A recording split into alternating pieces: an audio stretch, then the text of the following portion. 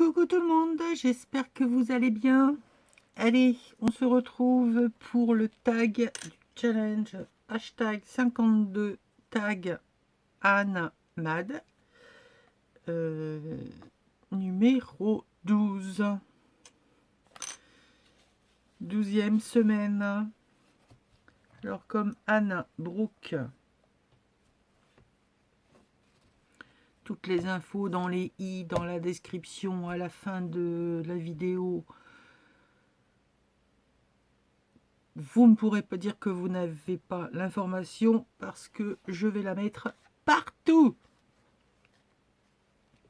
Bref, j'avais commencé à assembler un tas de choses en vidéo avec vous. On papotait des choses et d'autres.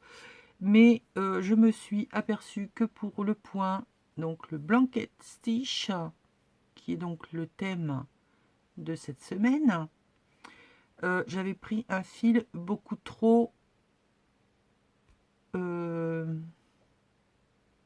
clair. On ne voyait rien.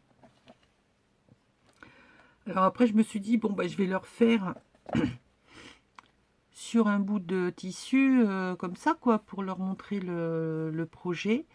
Et puis, au final, donc à chaque fois, c'est une vidéo. Au final, j'ai décidé que, non, on va continuer le projet parce que sinon, je ne vais jamais m'en sortir. Donc, j'ai pris cette fois du fil suffisamment épais. Enfin, j'ai pris un brin complet, je veux dire. Je ne l'ai pas divisé.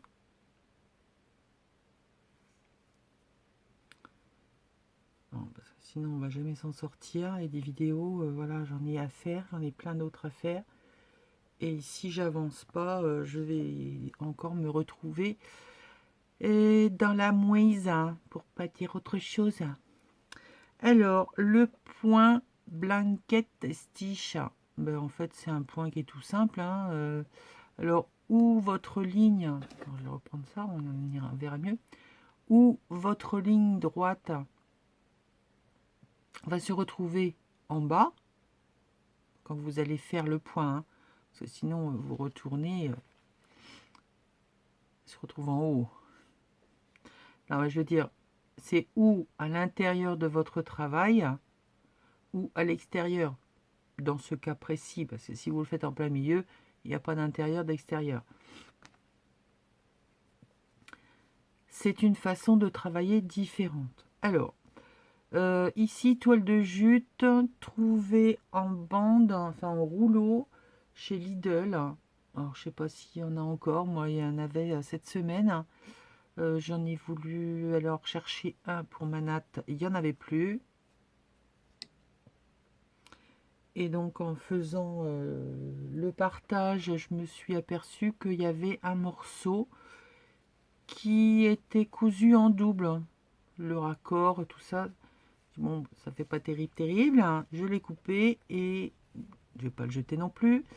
Donc, j'ai coupé en deux morceaux que j'ai rassemblés l'un à côté de l'autre pour aller sur mon tag. Couper dans du tissu, passer au chaudron un cercle pour mettre en haut, en bas, pour cacher en fait les deux coins de mon tag. Trouver des petits bouts de dentelle dans ma boîte à malice, où on jette nos petits bouts de dentelle, de tissu, de ruban, de tout ce qui, voilà, avant de le jeter. Ici, c'est un cadre que j'ai réalisé à l'aide de ce dies qui est super parce qu'en fait, c'est un 2 en 1. Vous avez la découpe du cadre et à l'intérieur, ça vous découpe également, alors là, j'en ai pas sous la main, une petite étiquette rigolote comme tout qui nous servira pour plus tard. Je vous montrerai à faire un truc sympa. Un bouton, enfin des boutons. Ici, un bout de, alors ils appelaient ça des chipboards, mais c'est tout léger chez Bord. En principe, c'est dur, quoi, hein. Que je vais mettre ici. Donc, je vais vous placer les éléments, comme ça vous allez voir ce que ça vous donnera au final. Un petit bout de dentelle noire récupéré cette semaine chez Emmaüs, mais je vous ai pas fait le haul, ça sert à rien. Voilà, avec des boutons qui vont venir se mettre comme ceci.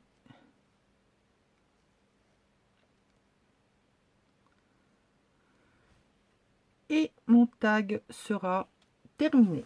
Mais en attendant, il y a du boulot, parce que je vais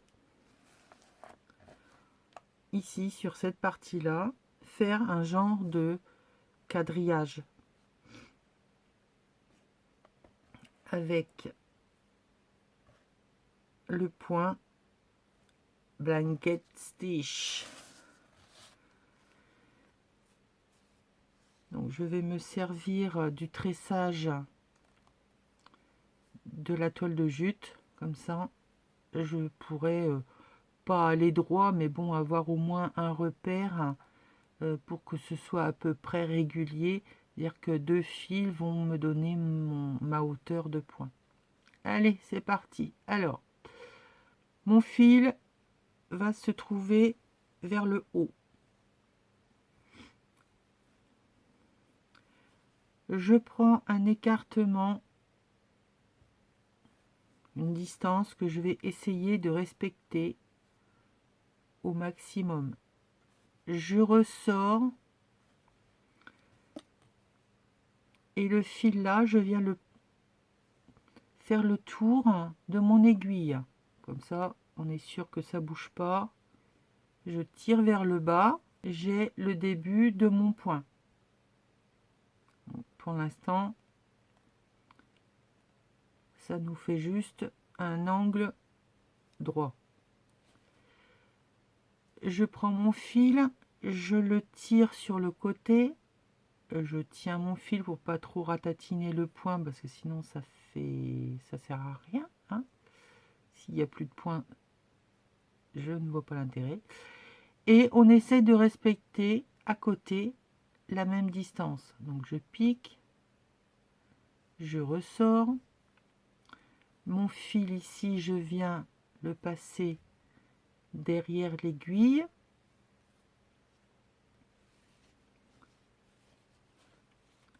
Et je tire vers le bas. Et voilà, mon point est fait.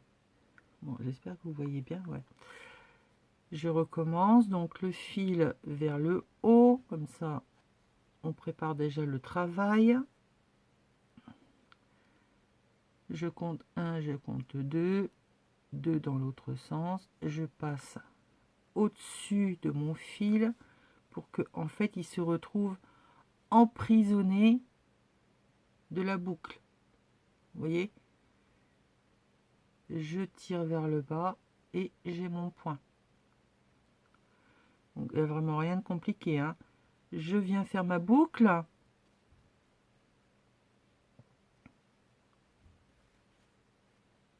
Je fais mon espace. Je reste à l'intérieur de ma boucle.